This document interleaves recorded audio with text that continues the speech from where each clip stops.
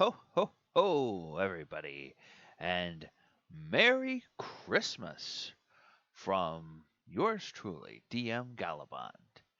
And today we are going to be getting into the really good parts of the Princes of the Apocalypse campaign because we are going to be starting to explore the first of four gateways to the elemental planes themselves. Today, Christmas Day, your Christmas gift from DM Galabon is the Howling Caves for Lore Friday. Let's go ahead and jump right into seeing what this particular adventure is all about. All right. As we know, everything that we've been doing for the last few months, and we're quickly wrapping up on this, is from the Princes of the Apocalypse campaign that was published for D&D 5th edition on April 7th, 2015. This particular uh, adventure is geared for Tier 3 level 11 characters. And the level 11 is kind of like the average. As we'll see, there's actually a potential that level 11 characters could be overwhelmed by one of the encounters in this. So, level 11 is a bare minimum and kind of depends on the circumstances in which the party finds themselves. If you're a DM running this campaign, you get through the Temple of the Elder Elemental Eye, which we discussed previously. Uh, there can be, I think the supposition is at that point, there can be anywhere from 1 to 3 of the prophets of the elemental air left. Um, and the way the campaign is designed is that if there's multiple prophets left, all of them are in the process of trying to summon the princes of the elemental kingdoms, or the elemental planes, I should say. And when you get to the basically the portal, the gateway to that kingdom, they are in the middle of this summoning process. As long as multiple prophets are left, they are still in the summoning process when you fight them. So you're basically fighting the prophet and fighting their guardians and fighting that. When you get down to the last one, as you walk into the chamber, they finish the ritual and that elemental prince actually comes through. So now you have to fight an elemental creature uh, in that chamber. Now there's a key, there's a way that the party can get out of a knockdown drag out, but it requires staying alive and staying away from this elemental creature long enough in order to get that key and, you know, deal with deal with the consequences there. Otherwise, you could wind up being in real severe trouble if you try to do this at level 11. So the whole theme of this adventure is to foil a villain's campaign. And as we'll see, the setting is underground caverns, both natural and expanded. Um, kind of a little teaser. This is the gateway to the elemental plane of air. And the major backstory on this is that deep below the temple of element, and even blah, deep below the temple of the elemental plane of air, Arisi Kalanoth, who is the leader of the cult, attempts to summon Yancey Ben into the natural world. And so we're going to go through a few of these. We're going to go through a few of these little items, and I'm going to highlight some of the things for you. Um, First of all, let's talk about the map here. Um, the map, unlike a lot of maps for 5e, the scale here is one of these squares is 10 feet. Now, if you do it on a digital platform, usually what that means that they will actually have expanded the map out so that there are the 5-foot grids, but then each one of these single squares on this grid will amount to a 4 by, or a 2 by 2. Um, 2 by 2 area of the roll 20 grid or the fantasy grounds grid or whatever virtual tabletop you're using. So within the caverns themselves, these larger open caverns, the ceilings are 30 feet high, and then in the passages between them, ceilings range from 10 to 15 feet high. There's no light except what the characters bring. And wind continuously moves through the Howling Caves and whispers or howls, and that lends to kind of a um, really eerie sort of feel to it. And if you are the kind of DM, if you have access to like some sound effects files or to some, battle bards or something like that, sound library and whatnot, you might consider while you're in there just having like a background thing where just, the wind is blowing. If you're a fan of a certain age, you may recall or you don't have to be a certain age, but you have to be a fan of older music. If you recall from, I believe the album is called Metal, Meddle, as in I'm meddling around with something. Uh, One of the old Pink Floyd albums before Dark Side of the Moon. There was a song that they had called One of These Days. And it was kind of a real sort of, it's kind of their early playing around with sonic effects and things like that. And it both begins and ends with this sound of this rising howling wind, which they completely created all through electronic effects. But it's a very and this was like really early 1960s um, sound effects, but it sounds really really good and very very eerie. And then the song itself just has all this whole double bass driven echo thing back and forth with two different basses playing, and that makes it seem eerie as well. So um, having some sound like that kind of howling wind sound that they did on that song would be really kind of cool for this area if you're doing that. I do have a page where we will refer to occasionally the full-size map, but we're going to go through and we're going to spot check a few of the highlights and show you some of the really interesting things that happen in this area. The first one we're going to look at is this area into here. Um, Into is a deadly pool. Um, and the temperature plunges in this cave, which is dominated by a frozen pool. Ice crystals glitter on the walls, floor, and other rock formations. Snow swirls about on strong gusts. Now, when you enter, the temperature in this cave is minus 30 Fahrenheit. And minus 30 Fahrenheit, that's probably going to be close to actually minus 30 Celsius as well because of the difference in the temperature scale.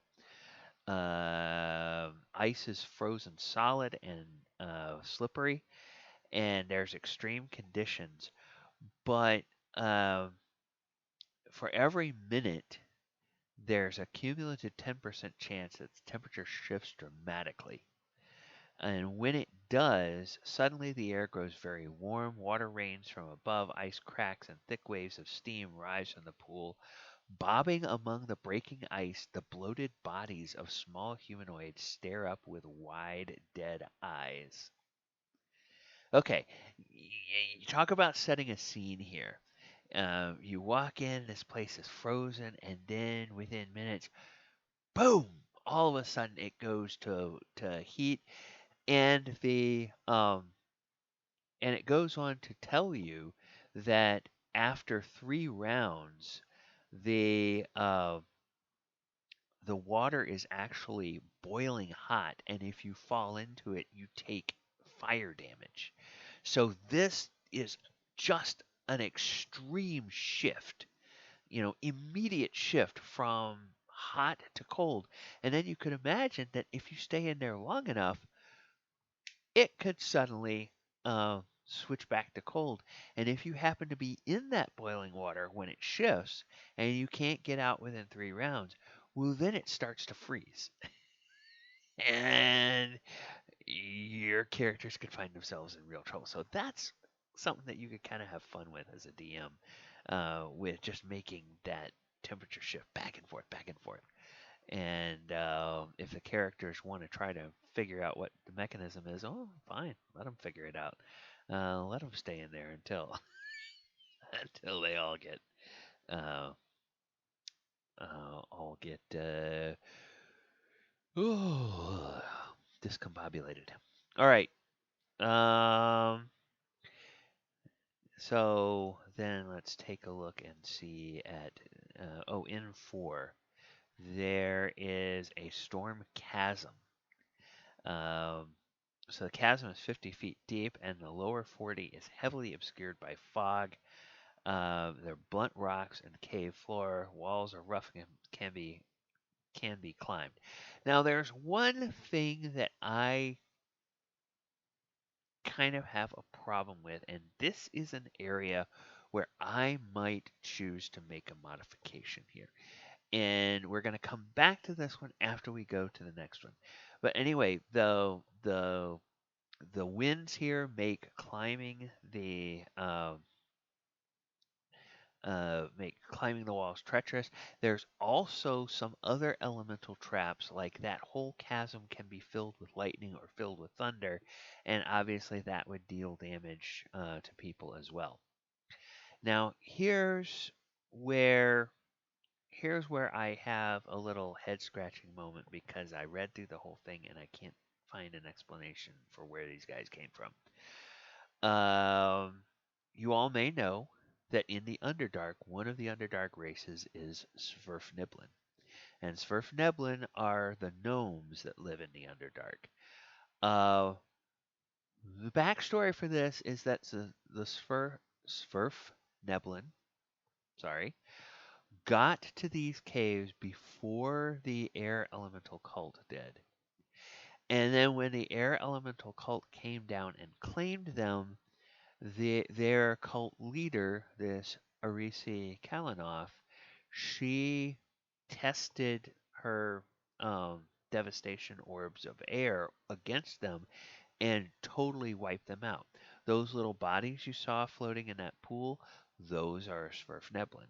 You find corpses of Sverfneblin strewn throughout this entire area. And Area 5 is their settlement. But Sverfneblin are native to the Underdark. So how did they get here? There's nothing in here that says, oh, there's a possible passage to the Underdark here. That's where I would go back to Area 4. And there's probably other places that you could do the same thing. You see, there's a chasm over in N14 as well. But Area 4 or Area 14, as a DM, you might want to say, oh, hey, if you guys decide to go down into that fog and explore what's there, oh, there's a tunnel. And the tunnel goes as far as your light sources can see, and you notice it starts to go down. And that could be a potential entree to get into the Underdark if you have the kind of campaign that wants to go there. Now, if you don't have the kind of campaign and you have a player that kind of thinks the way I do, at some point the player is going to say, hey, DM, where did the Sverfneblin come from? How did they get here from the Underdark? And you just have to have an explanation for that. because the adventure doesn't give you one. It just says, "Oh, they were there." Okay, well, they had to come from somewhere. So where did they come from? So just be aware that that's one weakness in this adventure is it doesn't explain how these guys got here from the Underdark, and they compound it later on. We'll see how they compound it even more. Now, Breathless Cave. This is an important thing in 6. Okay, area in 6, right over here. This really back wall over here, right over here where the little finger is pointing, there is a fissure in there. And if you get within 30 feet of that, it sucks all the air out of your lungs. And then you have to start making saving throws, and you only get one saving throw every minute. And so now you're operating in the situation where your characters are having to hold their breath. And there are rules for that in the DMG. So, it's a magical thing. Now, of course, there's spells that if your characters are high level enough, they can have spells that can reverse that, or there are items that can reverse that, or potions, or things like that. So, um, that's something to be aware of. And when you're in here with the Breathless Cave, giant spiders are seized in death among dead cave lizards, giant bats, a carrion crawler, and a female drow decked in fine chain mail with ruby pommeled knives at her hips. No injuries are apparent. The smell of death is fainter than one would expect. At the back of the cave, within 10 feet of the drow, a breeze whistles through the tiny fissure in the rock. And so all of these creatures, the drow and the other critters alike, all were basically suffocated by this effect. Um, and the drow has elven chain, and the 2 daggers are decorated with 1,000 gold piece rubies. So, ooh, hey, big payday there. And a scroll of primordial ward, which is a spell that was introduced in this campaign.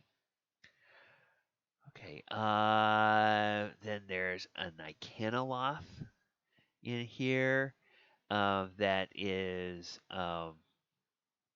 Nicanoloth, which is kind of a really awful fiend that is torturing 2 humans, an Aarakocra, and a drow. The drow was um, the drow in here in Area 7 that is being tortured is the companion of the dead drow in N6. So, once again, there you had Sverfniblin. Where did they come from? Well, now you have 2 drow. They're obviously from the Underdark too. So, how the hell did they get here? Probably the same way that the Sverfniblin got here. But again, how was that? They don't say. In this area. At least I don't think they said. So these guys are all alive. So if you deal with the fiend, the Canoloth, which is a CR9 monster, and has some spell-like effects and those types of things and whatnot. Uh, there's some decent treasure and things here. Then this area in 8, that's kind of a cool area. It's a place where you can just mess with your players, because the wind has sculpted these little stalactites here and stalagmites, and when you look at those, um, you can make them like twisted faces or other types of things or whatnot. And then the way the wind moves in here, they will occasionally hear voices. And it suggests that you can make these voices either of allies of the party that, promise, make kind of false promises or false prophecies about things, or um, the voices can be those of enemies that the party has faced or that they know about, and they can be promising, like retribution and death and destruction and despair and all that kind of stuff against the party. So, it again, this whole thing with the wind and all the sounds that the wind is making really helps to make this kind of an eerie place to explore, and can be a lot of fun depending on how much you want to do with that as a DM. All right. Hero's Tomb. This is something left over from the uh, area in 11 here. Is something that is left over from the dwarves. The dwarves of Tyre Bessel. And there's actually a dwarf's tomb here. And it's got bones and dust and a cloven skull and a gleaming short sword in it. And that gleaming short sword is actually a dragon slayer. So you gain +1, and then when you hit a dragon with it, it takes an extra 3d6, uh, 3d6 damage. And then there's a glowing lake in 12. Um, let's see. Now let's go, I think, over to 14. Air Node's Doorstep. Okay, several windy tunnels meet at a chasm. Ledges along the cavern walls create natural footpaths above the abyss. And this chasm is 100 feet deep. Strong wind makes walking on a narrow ledge treacherous. Any creature doing so must succeed on DC 10 dexterity save. A creature that fails falls from the ledge into the chasm. Normally the chasm would be easy to climb, but the wind makes it so hard, makes it so the climb requires another 10 DC athletics check. And a creature that fails such a check falls from the chasm wall. So, yeah, you kind of have to go around that, and there's tiny little pathways around it. But again, eerie.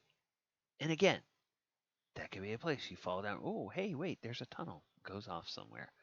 And that could lead to the Underdark. That could be how the Svirfneblin got here in the first place. It might be how the Drow got here.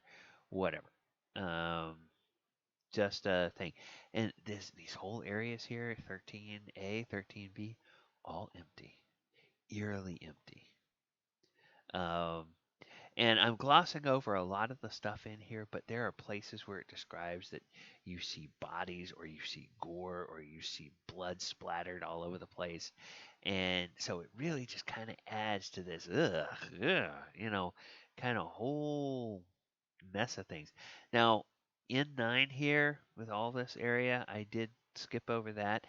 That is a fungus garden, and there it details, I think, 3 specific kinds of fungus. One example of one kind, 2 examples of a second kind, and 3 examples of a third kind that will act as beneficial potions if you consume those particular mushrooms. Every single other mushroom in there will make you poisoned. So it's like, yeah, there's a whole garden full of stuff, and there's only 6 of them that are beneficial. All the rest of them, not so good for you. All right. So let's see. In 15, Wind Huggers. So yeah, there's people in here that are. Now you start to run into cultists.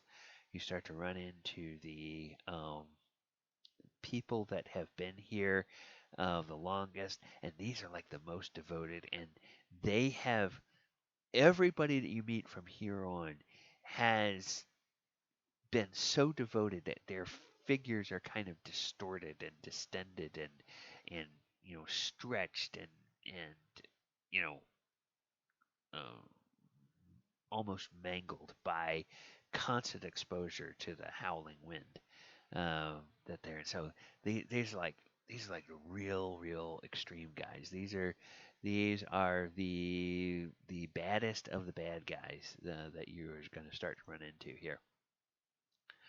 In 16, Tortured Cavern.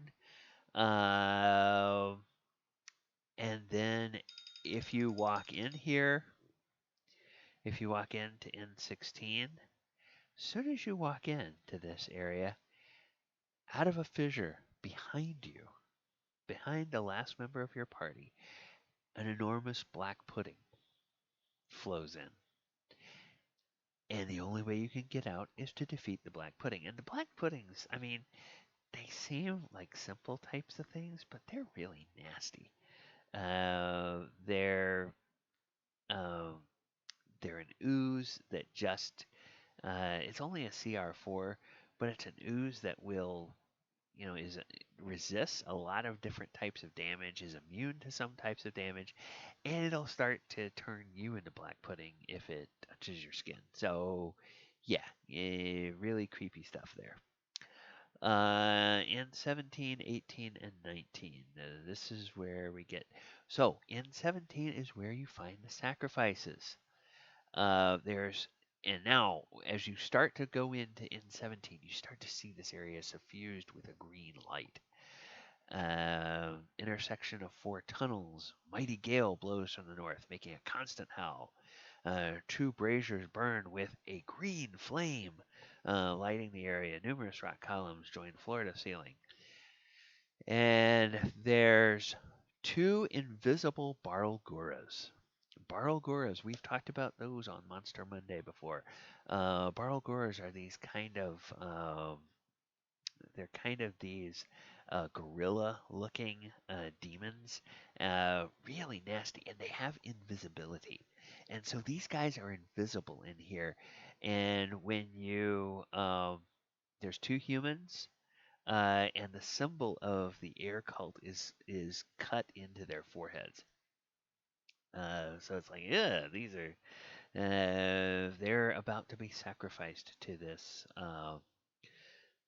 to something in here, and you're getting closer to it. You're getting closer to it. You're getting closer to it.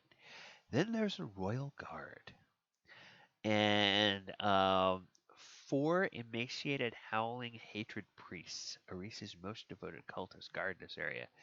Periods of sustaining themselves upon only air have warped their bodies.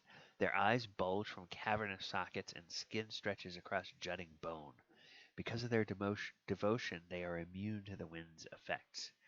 Um, so now you have to deal with these guys in this area here. So it's kind of this little spiral maze area leading you into the final area, which is the air portal. So characters will hear thunder and see flashes of lightning as they approach the area. In the middle of this cavern, three spikes of stone jut outward like immense claws.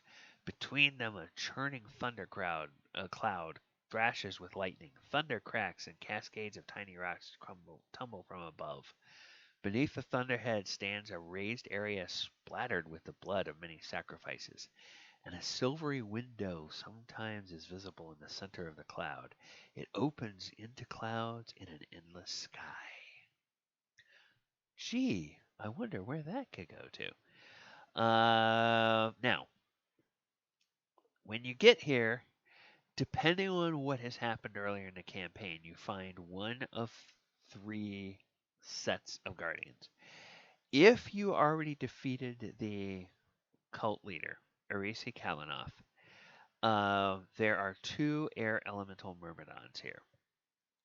If Irisi is here, and there are more cultists, or there are more cult leaders still alive, then you find Irisi along with an air elemental myrmidon. And Irisi herself, I mean, the air elemental myrmidon is a CR7, so alright, that's fine. And Arisi is another CR7. So now you have two CR7s with uh, with spell casting ability and other, spell like abilities. But Arisi also has a legendary weapon with her. This legendary weapon is called Windvane. So it's a silvery spear. Windvane has dark sapphires on the filigreed surface of a polished head. The spear contains a spark of Yancey Ben, the Prince of Evil Air. It's a +2 weapon, but uh, once you hold Windvane, you are. Oh, wait. Why am I doing that? We have it right here.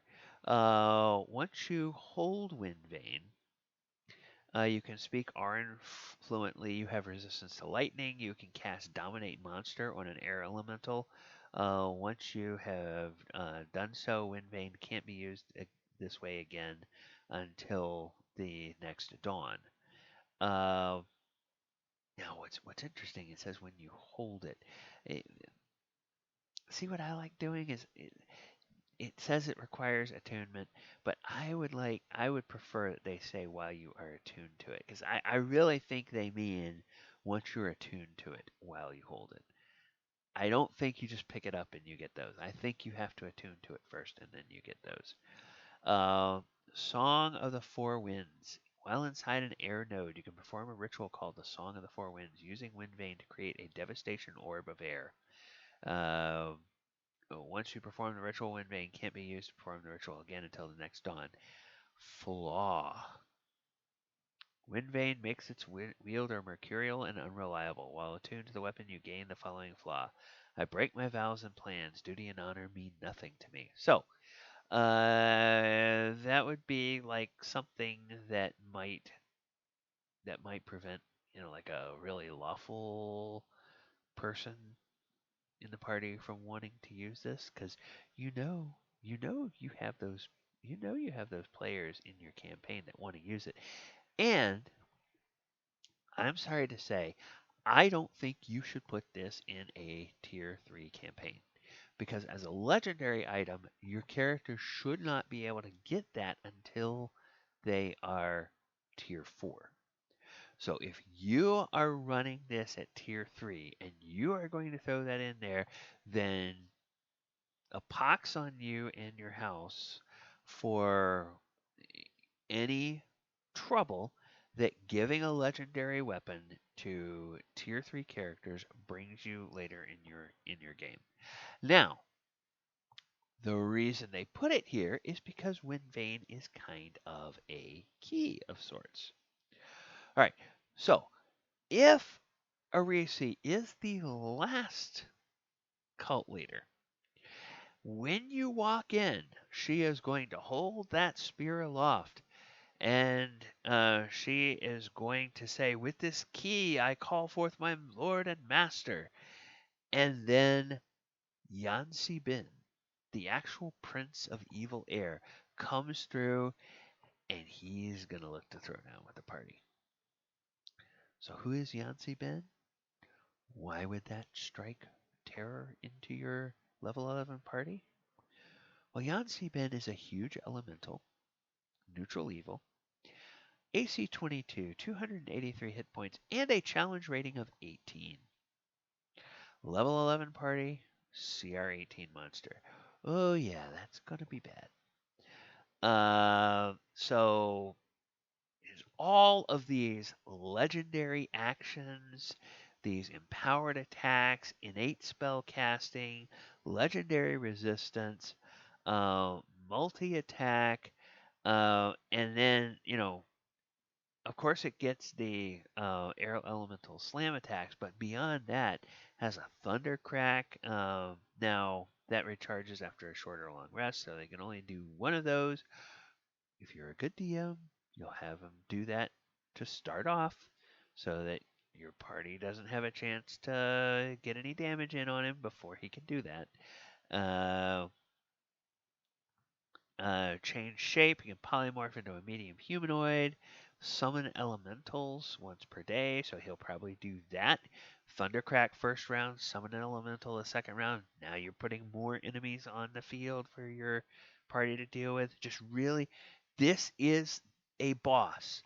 Make this boss fight really frickin' tough for your frickin' party. You don't want these things to be easy. Legendary actions. Use those liberally every time. Every time one of your players finishes a turn, oh, okay, well, Yancey Ben is going to use a legendary action. Suffocate, teleport, peal of thunder. all this kind of stuff. Have him do that. Just have him do that. Bam, bam, bam, bam. Every round, and just to make sure that people are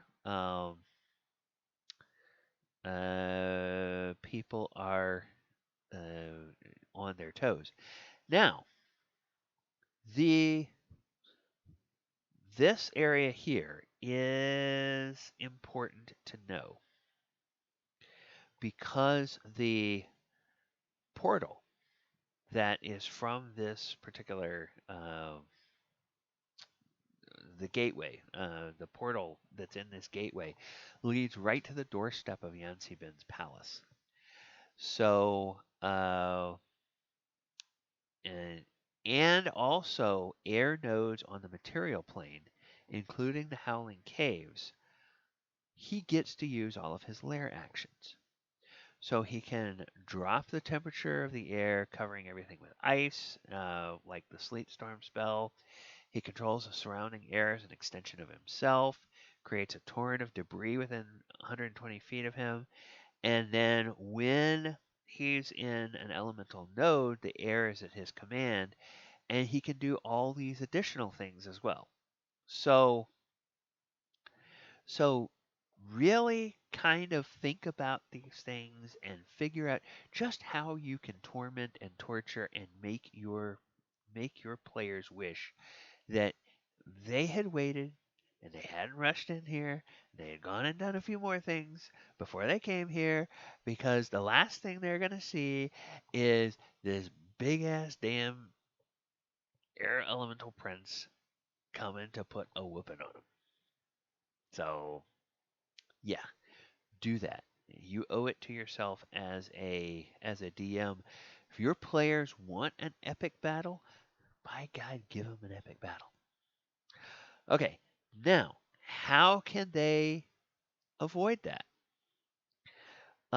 Those who pass through the portal arrive on the steps of Yancey Ben's invisible fortress, where Yancey Ben comes forth to destroy them. Although Yancey Ben can enter the world only when the portal proper ritual is complete, the characters can easily flee through the portal to his plane.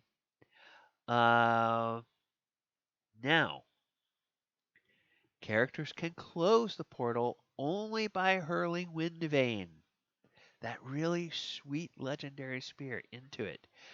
It destroys the weapon in the process, and when the portal is closed in that way, it sucks Yancey Ben back to the air elemental plane. Done. But what that means is that when Yancey Ben comes in and starts making life difficult for the party, they have to somehow avoid him and go and attack Irisi and get that spear away from her. Either kill her or stun her or, subdue her, whatever. But get that damn spear away from her and then throw it through the portal. That's how you get rid of the spear and you don't let your tier 3 players have it.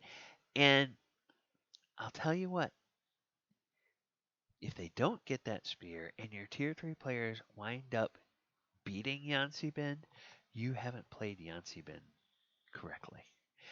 The only way for them to survive if Yancey Ben shows up at this fight should be to defeat Irisi, get that spear, throw that spear in there. So, since you're the DM and the party doesn't know any better, if I were you, I would like start off the fight if they're fighting Yancey Ben, make all of their just say, "Oh wow, everything you throw at him, he seems to be resisting it. He's got, you know, you think you're supposed to do, 20 points of damage, but no, you really feel like you're not doing all that. You only take 10 points off." And then when he gets down to half health, if there's not at least one or two corpses of the party on the floor by that point, then you're like, "Oh man, he seems to get stronger." And now, just say he only takes quarter damage. what you want to do is you really want to make it feel like it's impossible to beat him any other way than grabbing that spear, destroying the spear by throwing it through the party. You want to make that the only possible way that your tier 3 party survives. Now, if your party has gone out and adventured and comes back when they are level 16 or above, or 17 or above technically, because that's tier 4, then fair fight. You let them go at it, and if they can defeat Yancey Ben and without having to destroy that spear, okay, now at that point, they're a party that is worthy of having a weapon like that. But if they are tier 3, no, you cannot. Absolutely, positively, no way. End of discussion. You cannot allow the party to have that weapon at tier 3. Or I'm telling you, if you do, I'm telling you, you're going to regret it. And I'm talking to you, DMs. You are going to regret it if you let your party do that. So this is kind of a synopsis of the party. Now, the module presumes that you're going to close the portal by destroying Windvane. So they don't consider that part of the treasure. The treasure, Arisi has decked herself in royal finery. She wears a platinum torque, big, neck thing like the Vikings wore, worth 1,600 gold, and sapphire rings, 4 each, worth 1,000 gold pieces each, and a diadem, a little tiara, worth 6,400 gold pieces from her home kingdom of Everesca. And of course, she carries Windbane. So yeah, I guess they do count that as treasure. All right, that's that. Now, let me see. What do we want to do before this? Okay.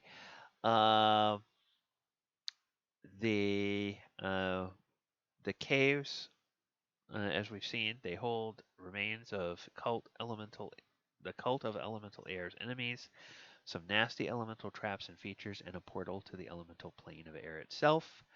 The most common enemies you're going to run into are humanoids, mostly air elemental cult members of various ranks, also a few demons and some elemental creatures. Toughest potential encounter, we just looked at that. Yancey Ben, CR18, along with the elemental air cult leader, who's a CR7, and potentially um, some, an additional air elemental Myrmidon. And if Yancey Ben uses his power like he should, summoning yet another air elemental. So now there's Yancey Ben, garden variety air elemental Myrmidon, and the prophet of elemental air. So 4 enemies, huge fight. Should be practically impossible for the party to defeat all of them without focusing fire on the cult leader and getting that spear and throwing it through. So, several elementals, special creatures or items, several elementals, cult leaders, some fat loot, and a legendary magic weapon called Windvane. My favorite elements of this adventure. Uh, I really like how this uh, adventure builds the suspense. Because when you first walk in, you can sort of see the evidence that, some chaos has gone on here. And then that wind, and it just kind of builds and it builds, and it's sort of a constant presence, and it, makes it sort of eerie, and it begins to get to the point where it's a little overpowering at some points, and the wind can be damaging and cause injuries to the players at some point.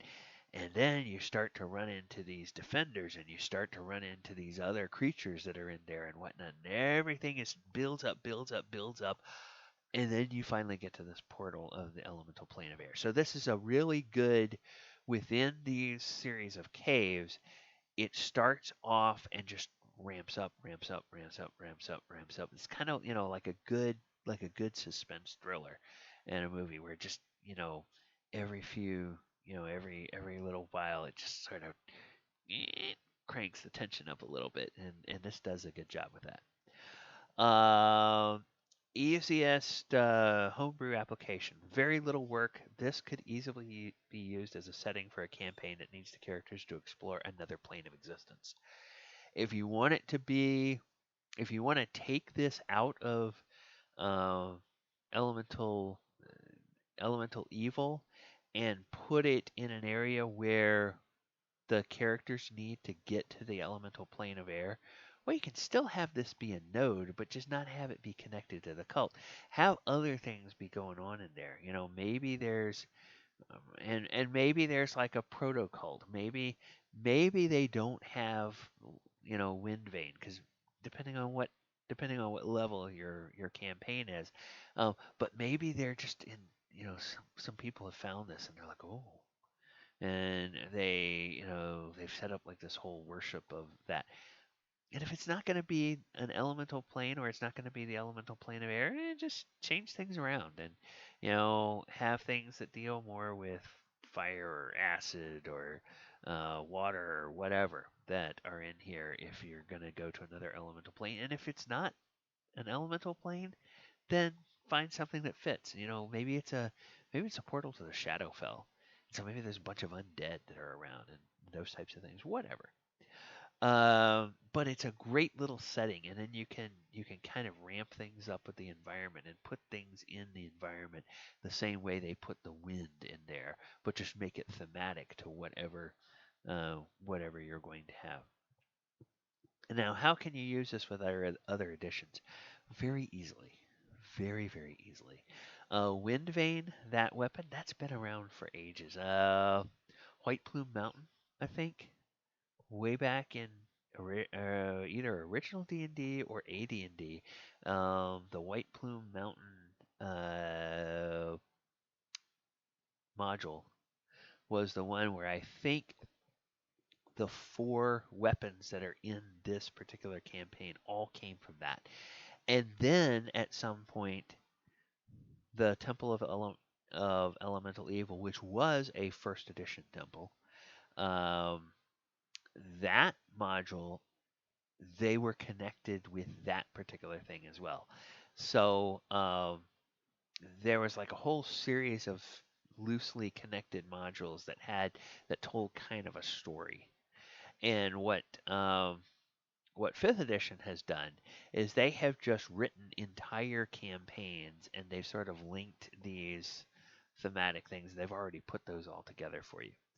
And that's basically what we're doing is we're reverse engineering that in this series, and we're taking those and examining each one separately and saying, okay, if you pulled this out of its current setting, held it up to the light, twisted around, shook it, listened to what's inside, like I know a lot of you are going to be doing tonight, or a lot of you have been doing before, and will be doing or did all the way up until this morning when you ripped the wrapping paper off of your presents.